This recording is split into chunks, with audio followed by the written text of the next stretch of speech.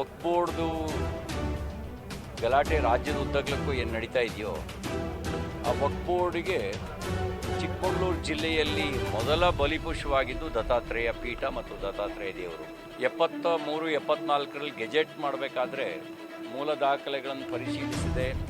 ದತ್ತಾತ್ರೇಯ ಪೀಠವನ್ನು ವಕ್ಫ್ ಬೋರ್ಡ್ಗೆ ಸೇರಿಸಿ gazette notification ಮಾಡಿದ್ದರ ಪರಿಣಾಮ ನಾವು ಅದನ್ನು ಉಳಿಸ್ಕೊಳ್ಳೋದಕ್ಕೆ ಜನಾಂದೋಲನವನ್ನು ಮತ್ತು ನ್ಯಾಯಾಲಯದ ಹೋರಾಟವನ್ನು ಮಾಡಬೇಕಾಯಿತು.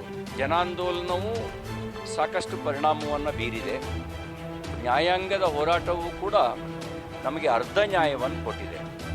ಪೂರ್ಣ ನ್ಯಾಯಕ್ಕಾಗಿ ನಾವು ಹೋರಾಟವನ್ನು ಮುಂದುವರಿಸ್ತೇವೆ. ಇವತ್ತು ಬಾಂಗ್ಲಾದೇಶದಲ್ಲಿ ಆಗ್ತಿರುವಂಥ ಬೆಳವಣಿಗೆಗಳನ್ನೆಲ್ಲ ಗಮನಿಸಿದಾಗ ಇಸ್ಲಾಂನ DNA ನಾವು ಅಂಗೈ ಹುಣ್ಣಿಗೆ ಕನ್ನಡಿ ಹೇಗೆ ಹಿಡಿಬೇಕಾಗಿಲ್ವೋ ಹಾಗೂ ಇಸ್ಲಾಂ ಹೆಸರಿನಲ್ಲಿ ನಡೆದ ಕ್ರೌರ್ಯ, ಇಸ್ಲಾಂ ಹೆಸರಿನಲ್ಲಿ ನಡೆಸಿದಂಥ ನರಮೇಧ, ಇಸ್ಲಾಂ ಹೆಸರಿನಲ್ಲಿ ನಡೆಸಿದಂಥ ಸಂಸ್ಕೃತಿ ನಾಶ, ಇದಕ್ಕೆ ನಾವು ಮತ್ತೆ ಮತ್ತೆ ಸಾಕ್ಷಿಯನ್ನು ಹುಡುಕಬೇಕಾದ ಅವಶ್ಯಕತೆ ಇಲ್ಲ. ಜಗತ್ತಿನ ಉದ್ದಗಲಕ್ಕೆ ಮತಾಂಧತೆ ಮತ್ತು ಕ್ರೌರ್ಯದ ಮೂಲಕವೇ ಮತದ ವಿಸ್ತರಣೆ ಮಾಡಿರ್ತಕ್ಕಂಥದ್ದು ಸರ್ವವೇದ್ಯ.